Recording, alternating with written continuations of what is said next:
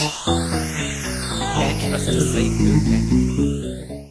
it's a Saint here, and I'm just here having a coffee with Colin, the Academy Awards.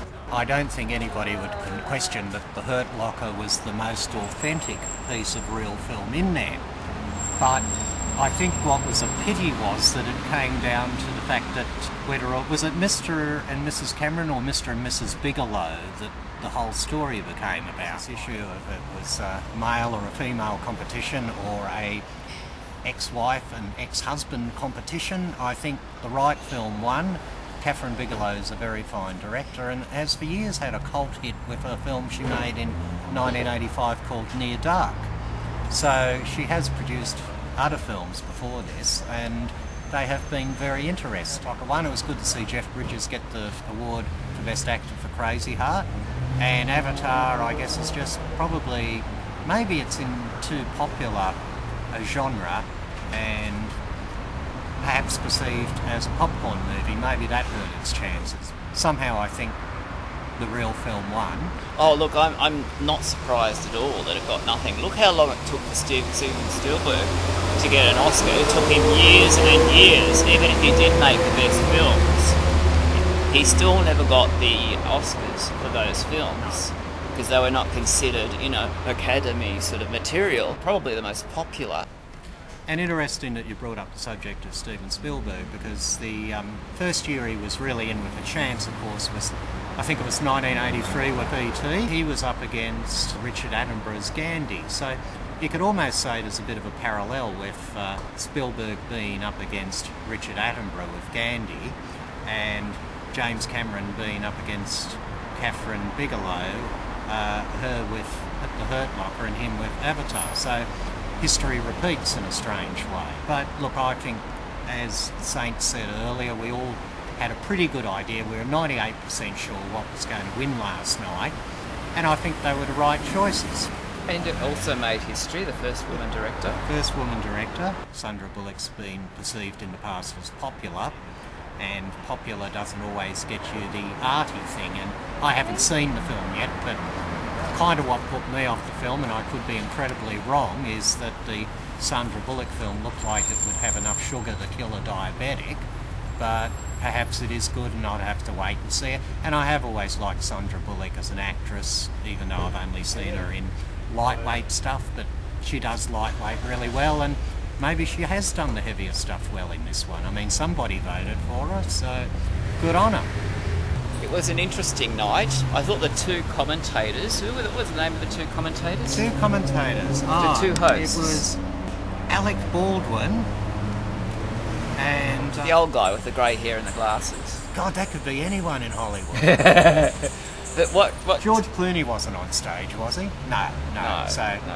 Yeah, no. They did a lot of cutaways to it. The impression they hated each other's guts because you couldn't get as further away from each other on that stage. Did you notice that they were so far away from each other on that stage they nearly fell off in opposite directions? I mean, yeah, look, I'm going to have to obviously watch this because sort of like, where is the love on that I'm stage? going to have to go onto YouTube and mistake of only knowing one of the... And I guess it was a bit unusual that we had two people hosting the Academy Awards. That's probably why my limited memory could only remember one of them. But the Oscars putting the two hosts like that, big mistake. They looked like they hated each other's guts. They were awkward, just absolutely awkward.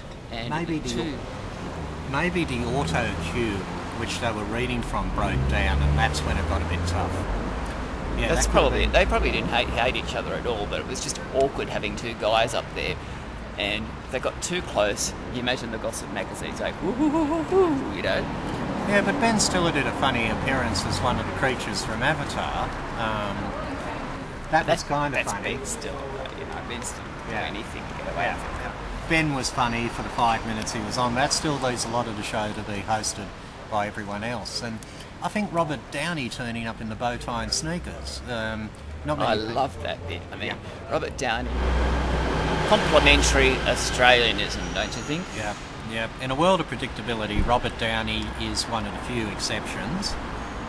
Maybe him and Bigelow could team up for a film. That would be really good. You'd have a great director and a great actor. Yeah. So maybe Kathryn Bigelow could have a chat with Robert Downey. And also, I was on the other channel, Q&A, because I knew it would be interesting, and it was. And there was, and you'll see this on the few other YouTube channels, the Julie Bishop death stare.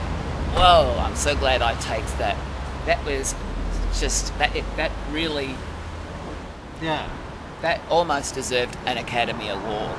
Although someone in politics giving a nasty stare these days, I didn't see it. You know, gee, I was really not watching TV last night, but I didn't actually see it. But for it to stand out these days in politics, it must have been one hell of a death stare, whatever she did.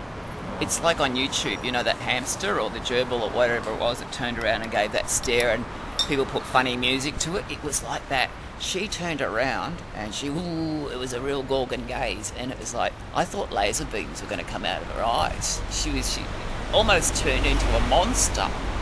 And she could be our future Deputy Prime Minister. Look, I think Yoda could be our future Deputy Prime Minister at the moment. Anything's possible at the moment. So Anything's possible. Yeah, I think when we walk in and we're faced with our voting forms at the polling, it's all going to get a bit weird.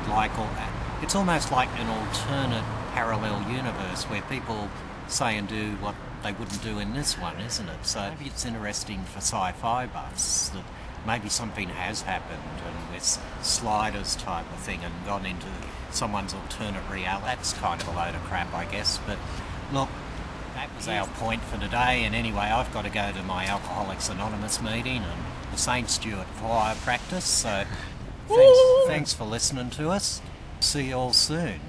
And watch out for those tiger snakes.